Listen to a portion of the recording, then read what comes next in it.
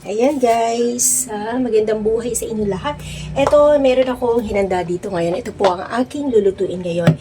Ito po yung tinatawag na udong, yung pansit. Ito po yung tira sa aking paninda. So, medyo siguro may katagalan na rin po ito, no? So, sayang naman kung itatapon ko. So, hinugasan ko po siya. At then, ito yung sardinas. Yan. Medyo maanghang yung kinuha natin. Ito yung panggisa natin. Bawang, sibuyas, kamatis. May paminta at magic sarap. Ito, tira ko na yan kahapon. At ito yung kalahati ng repolyo na nakalagay doon sa lamesa. No, hinati ko po siya. So, luto tayo for dinner po. May sabaw po ito. So, magsasabaw po tayo. Tara, samahan niyo po ako mga kaugang ko.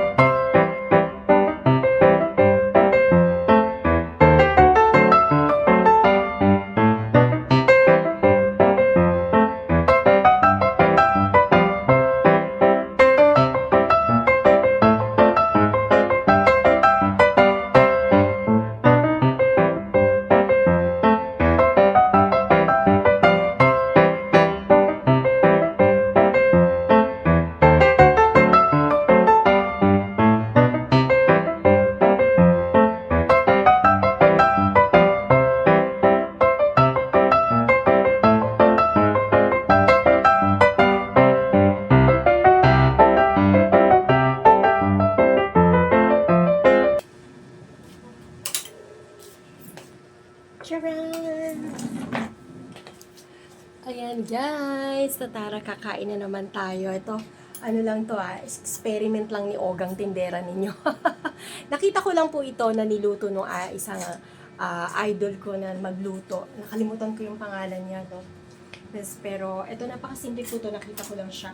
At kasi ito, stock po ito sa tindahan ko, hindi siya gano'y nabibili. Kaya niluto ko na rin po yung pansit na parang, hindi ko sure kung ano pangalan ito, dulong or something gano'n na pansit.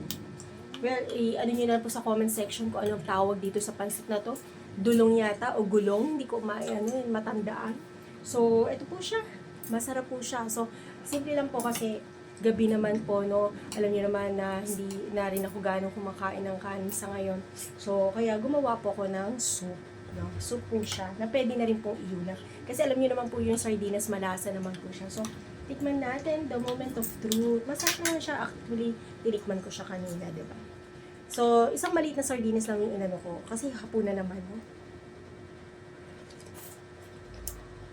Spicy kasi yung nilagay ko. So, hindi ako masyadong nagmamaalat din.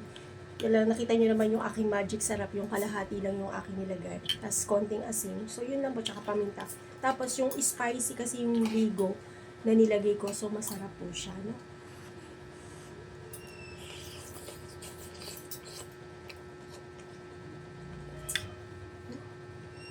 Mainit po siya, guys. Tsaka yung gulay hindi ko masyadong niluluto para medyo crunchy siya. Actually, ang repolyo naman po, hindi naman din po siya niluluto, no? Ginagawa rin po siyang salad. No? So, pwede nyo rin po siya ilagay sa mga, palaman sa mga beef ba? Masarap siya kasi spicy. Optional naman po kung gusto nyo na spicy or hindi.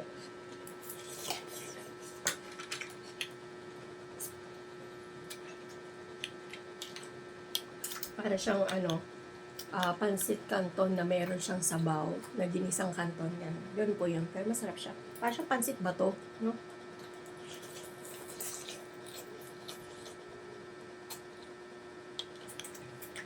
Malasa siya, guys. Kasi sardinas.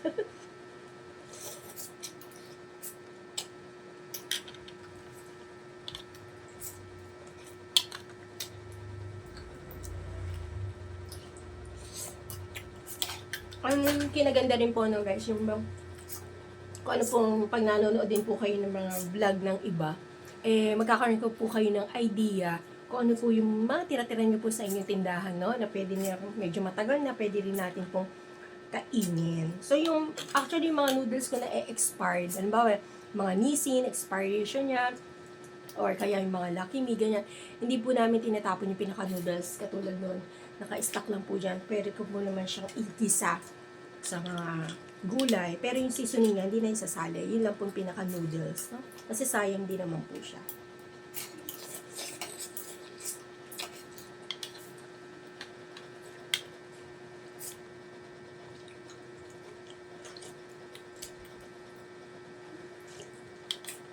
So yummy. So, yun lang po guys, no? Marami pong salamat. Yan po yung ating content for today, ating vlog for today. Sana nagustuhan nyo at itry nyo rin po, no? Sa ating mga kasari dyan, na naistakan po kayo ng mga hindi na mabibili yung slow-moving yung mga items. Ayun po, gawin nyo po rin yan, no? At ang repolyo din po pala, matagal-tagal din po ang buhay, no? Bago siya masira. So, ito, mga 3 days na siguro naka-stock dito. So, walang gumagalaw, walang magluluto. So, ito ang ginawa kong luto. Alright, mga kawagang, marami pong salamat sa inyong panonood. Bye! Yun.